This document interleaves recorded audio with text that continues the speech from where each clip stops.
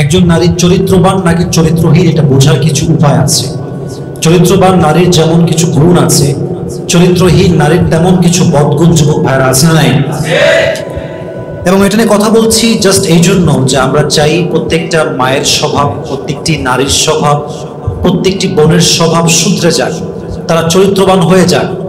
তারা চরিত্রবান হলে যুব সমাজ শুধরে যাবে, যুব সমাজ শুধরে গেলে পুরো দেশটাই শুধরে যাবে, ঠিক কিনা বলেন? তো নারীদের চরিত্র সুন্দর হওয়া অত্যন্ত জরুরি এবং গুরুত্বপূর্ণ বিষয়। বাট আলোচনার পূর্বে ছোট্ট একটা কথা ক্লারিফাই করা জরুরি আমার জন্য।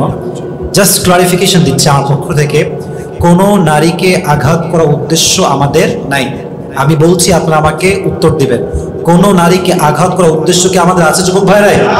একদম নাই। আমরা জাস্ট চাই দেশ ভালো হোক, আমরা ভালো হই, যুব সমাজ ভালো হোক, আমাদের মা বোনরাও ভালো হোক, স্ত্রীরাও ভালো হোক, ঠিক কিনা বলেন? আমরা কাউকে হার্ট করে কথা বলতে চাই না। ফার্স্ট অফ অল, একজন নারী চরিত্রহীন কিনা এটা বোঝার বড় একটা উপায় হচ্ছে নারীটা লোভী কিনা। যে নারী লোভী হয় তার চরিত্র কখনো ভালো হতে পারে না। মনে রাখবেন, যদি আপনি বিয়ে করেন কোনো লোভী মেয়েকে, আপনাকে ধ্বংস করার জন্য পুলিশ লাগবে না, র্যাব লাগবে না, বিডিআর লাগবে না, আপনার ঘরের বউ তার ডিমান্ড দিয়ে আপনাকে শেষ করে ফেলবে, ঠিক কিনা বলেন? এজন্য মাঝে মাঝে আমরা বলি যে पुलिस और बीवी में एक बात कॉमन है कि पुलिस मारती है डिमांड से और बीवी मारती है डिमांड से। पुलिस এবং বউ দুটার মাঝে কমন একটা কথা আছে যে পুলিশ মারে রিমান্ডে নিয়ে গিয়ে আর বউ মারে নিজের ডিমান্ড দিয়ে, ঠিক কিনা বলেন? আজকে একটা 3 পিস, কালকে একটা শাড়ি, তারপরে আইফোন 14 চলে আসছে, এবার ফিটনেস বইটা আমাকে দিবা, ডিমান্ডের শেষ নাই।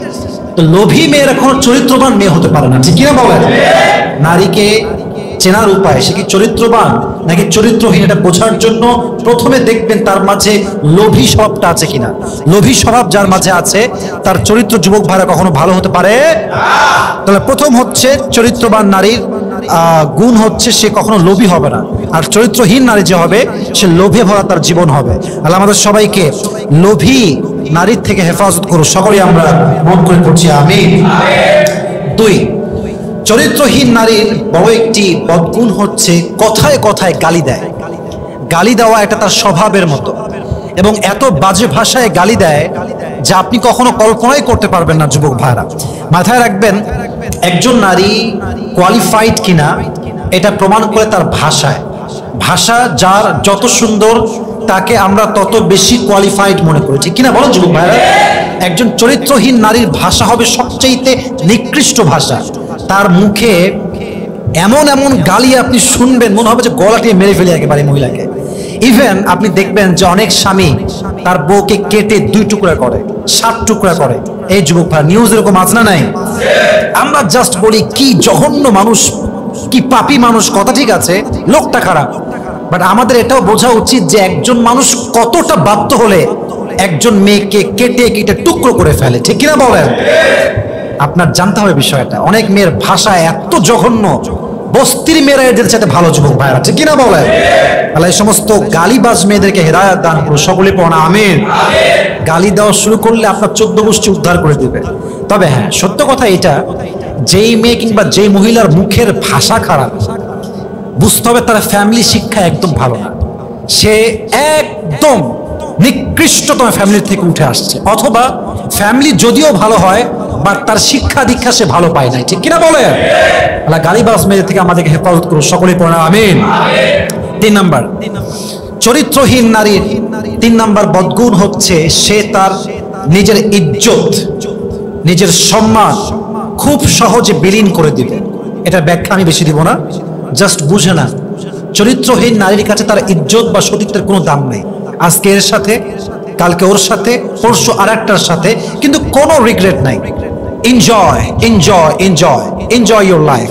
তাদের কাছে সতীত্ব বিলীন করা এটা হচ্ছে স্মার্টনেস। আর ইসলাম বলে যেই নারী সতীত্ব বিলীন করে ফ্রিলি, সম্মান বোঝে না, সতীত্ব বোঝে না, সে নারীর 2 পয়সা দাম আল্লাহর কাছে নাই, ঠিক কি বলেন? চরিত্রহীন নারী তার ইজ্জতকে বিলীন করে, ডে বাই ডে চেঞ্জ করে পুরুষকে। আল্লাহ এদেরকে হেদায়েত দান করুন, সকলেই মন খুলে পড়া আমিন। আচ্ছা, আপনি একটু বুঝে শুনে আমার কথাগুলো শ্রবণ করবেন যুবক ভাইরা। একজন মেয়ে ব্রেকআপ করে আসছে এক যুবকের সাথে আজকে, কালকে আরেক জায়গায় সে রিলেশনশিপ করছে এবং এই যুবকটা জানে যে এই মেয়েটা কালকে এক যুবকের সাথে রিলেশন করে আসছে, এখন সে আমার সাথে আছে। এই সেকেন্ড যুবকটা কি ভাববে, আমার টাইম পাস করতে পারলে আমি বাঁচি, doesn't matter what kind of quality she has, ব্যাপার না, আরে খারাপ কাজ করছে কি হয়েছে, আমার স্বার্থ আমি উদ্ধার করতে পারলেই বাঁচি। এখন মেয়ে ভাবছে মাশাআল্লাহ আমি তো দেখতে সুন্দরী, আমার পরিবার ভালো, বাবা ভালো, মা ভালো, এই যুবক আমাকে বিয়ে করবেই করবে। কিন্তু দিন শেষে কি হয়, প্রত্যেকটা যুবক এই মেয়েকে ইউজ করে, বাট দিন শেষে কোনো চরিত্রবান যুবক তাকে বিয়ে করে না, ঠিক কিনা বলেন? আল্লাহ আমাদের সবাইকে বোঝার তৌফিক দান করুন, সকলেই পড়া আমিন। 4 নাম্বার, আমি একটু লম্বা করে কথা বলছি, একটু বোঝাবার স্বার্থে বলছি না, মানুষরা ভালো করে বোঝে আর কি। চরিত্রহীন নারীর 4 নাম্বার গুণ হচ্ছে এরা ছ্যাঁচড়া টাইপের হয়। ছ্যাঁচড়া বোঝেন? ছ্যাঁচড়া মানে হচ্ছে জানে যেটা বিয়ে করবে না আমারে, তোরে বিয়ে করতেই হবে, সারাদিন ওর পেছনে পড়ে আছে, ফেসবুকে ব্লগ দিয়েছে, মেসেঞ্জারে ব্লগ দিয়েছে, হোয়াটসঅ্যাপে ব্লগ দিয়েছে, সব জায়গায় ব্লগ, তাও কল দেয়, এটা ছ্যাঁচড়া। ভালোবাসার সংজ্ঞা হচ্ছে আমি যাকে ভালোবাসি সে মানুষটা আমার কাছে আসলেই এমন হবে যে সে তার কমফোর্ট জোন খুঁজে পাবে। ভালোবাসার মানে এটা নয় যে আমি তার কাছে সবচেয়ে নিকৃষ্ট মানুষ হব। ভালোবাসার মানুষ মানে হচ্ছে আমার যত ক্ষতি হোক, আমি যত আঘাত পাই, বাট ভালোবাসার মানুষের কোনো কষ্ট হবে, তার সম্মানে আঘাত হবে, এটা আমি কখনো চুল পরিমাণ বরদাস্ত করবো না, ঠিক কিনা বলেন? ছ্যাঁচড়া কোয়ালিটি আছে কিছু মহিলা, কিছু মেয়ে পড়েই থাকবে পেছনে, তোকেই আমার লাগবে, তোকেই বিয়ে করব, এদের চরিত্র কখনো ঠিক হয় না, ঠিক কিনা বলেন? এখন তো নতুন সিস্টেম বের হয়েছে, কিছু হইলে বাড়ির সামনে মাশাআল্লাহ বসে গেছে, লাগবে আমার এই জায়গায়। আচ্ছা আপনি ভাবেন যে মেয়েটা আপনার বাড়ির সামনে বসে আছে আপনাকে বিয়ে করার জন্য, আচ্ছা ভাবেন যে আপনার সম্মানটা কিছুদিন হানি হলো, লোক আপনার খারাপ ভাবলো, বাট এই যে নিউজটা এই মেয়েকে নিয়ে হলো, এটা ভাইরাল হয়ে গেল, এই মেয়েটা কখনো কি কোনো ভালো ফ্যামিলি তার কোনোদিন বিয়ে করতে পারবে যুবক ভাইয়েরা?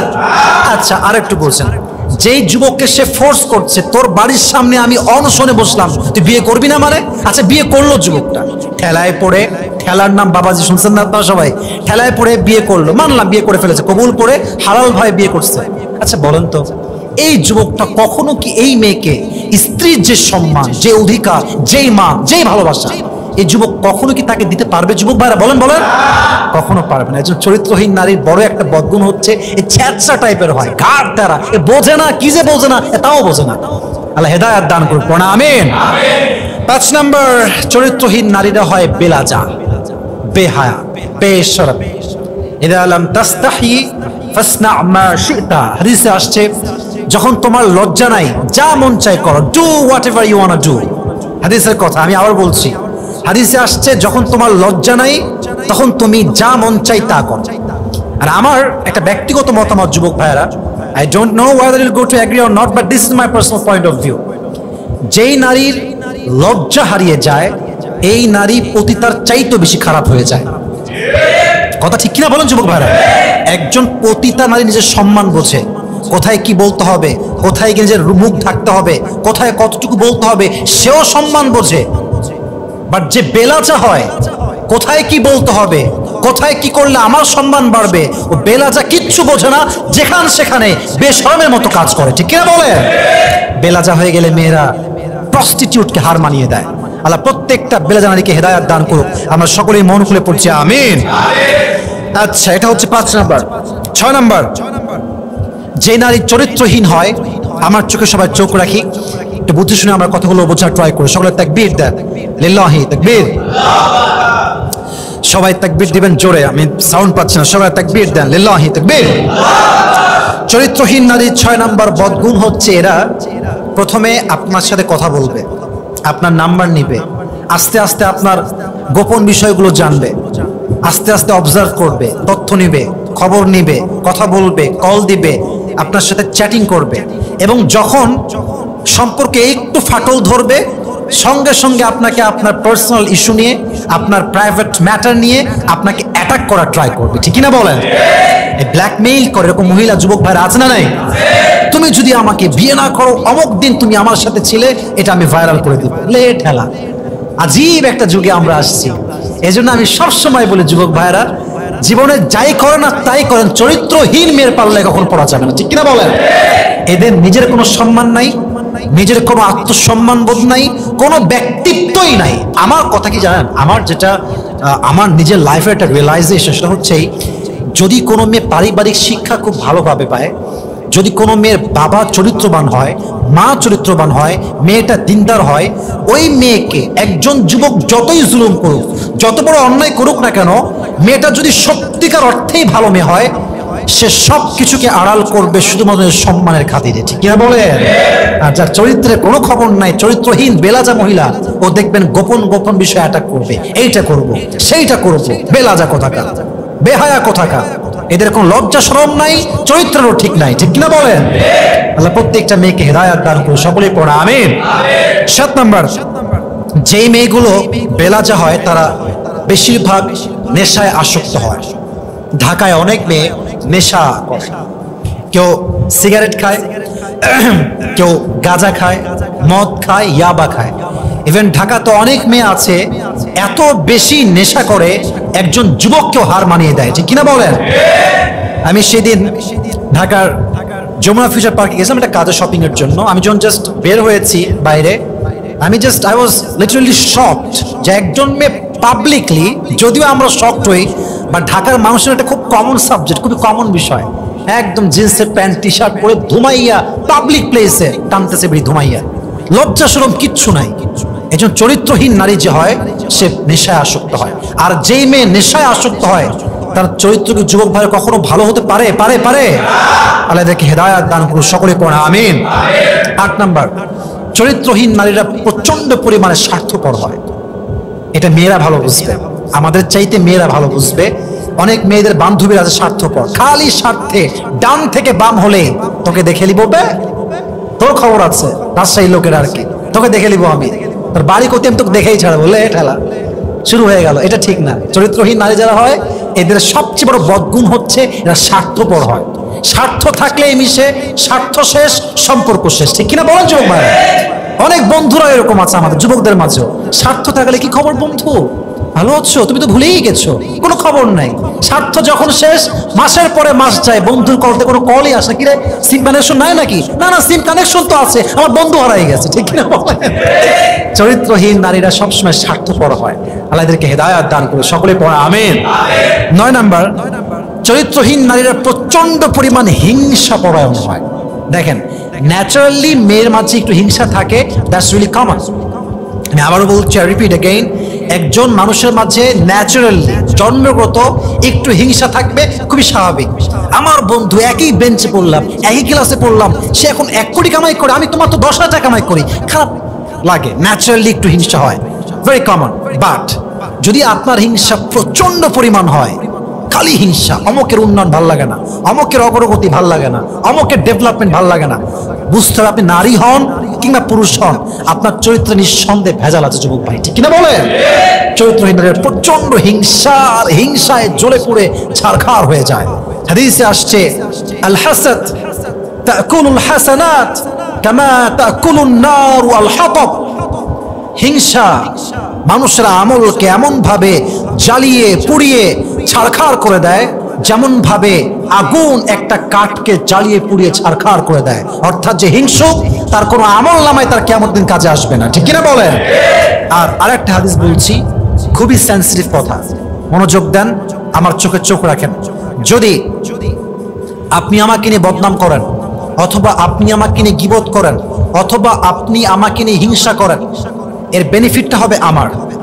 এক, আপনার আমল নামায় যে সওয়াবগুলো আছে সেই সওয়াবগুলো আমার আমল নামায় ট্রান্সফার হবে। আপনি যদি বদনাম করতেই থাকেন, গীবত করতেই থাকেন, হিংসা করতেই থাকেন, আপনার সমস্ত আমল নামা একদিন আমার হয়ে যাবে, আর আমার গুনাহের ভারগুলো আল্লাহ আপনার গুনাহে দিয়ে দিবে। নাউজুবিল্লাহ পড়বেন না আপনারা সবাই? হিংসা পরায়ণ হবেন না, হিংসুক হবেন না। আল্লাহ আমাদের সবাইকে হেদায়েত দান করুন, সকলে পড়া আমিন। সর্বশেষ 10 নম্বর বাজে গুণ একজন চরিত্রহীন নারীর। চরিত্রহীন নারীরা দেখবেন প্রচন্ড পরিমাণ অ্যারোগেন্ট হয়, অহংকারী, তাকানোই যায় না। হ্যাঁ, বাপ একটু চেয়ারম্যান, এলাকায় একটু দাপট আছে, বাপের একটা কোচিং সেন্টার আছে, বাপের একটা বড় বিজনেস আছে, তার গায়ের রং একটু সাদা, মোটামুটি সাদা আর কি, মানে শ্যামবর্ণ বোঝেন না আপনার সবাই?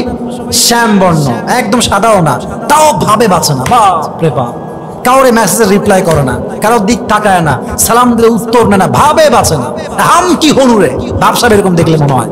এজন্য যারা অহংকারী হয় এদের চরিত্রের সমস্যা। এবং মনে রাখবেন, অহংকারী যে ব্যক্তি হয় সে চাই যত বড় পজিশন হোল্ড করুক না কেন, সে প্রিন্সিপাল হতে পারে, সে প্রাইম মিনিস্টার হতে পারে, সে এমপি হতে পারে, সে মন্ত্রী হতে পারে, বড় একজন স্কলার হতে পারে।